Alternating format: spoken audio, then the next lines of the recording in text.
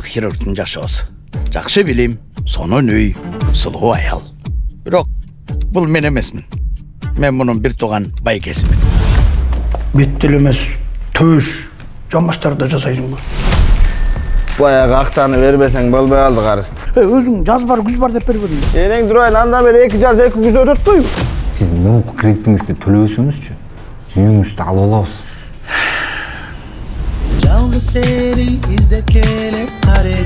Атам юбилейне эмне белек кылабыз я? Ну, мы с Манасом хотим машину подарить. Биз анда союшун көтөрөбүз го. Точно көтөрө аласың ба? Өзүң кечирүүгө. О, тиги жалгыз аптырган эң турайын, тиги короого эле байлагандай болду муну. Аскар балам жылкыны өзү таап, өзү бышырда. Элинден уят болгончо намыстан өлгөн жакшы да. Багы эмне ичип атасың эми? B6 нервке жакшы, нерв. Барыбызга эле курдак.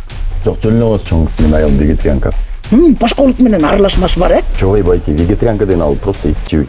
Акча жок да биз деле вегетарианкабыз айтып койчу. Бир эненин, бир атанын эле балдарыбыз го. Сен каяктан чыккан эмесиң? Бир үйдөн бир састыкы деген менмин. Сөзүңүз жакшы эле күчсүз го, муну каяктан таап алгансыз? Бир үйдөн бир састыкы деген ушуда.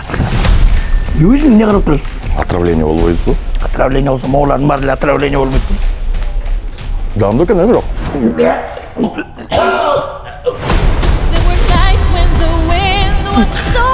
Сен меңиштейби же такыр эле келе болуп калгансың? Байкең антып айтпа сен.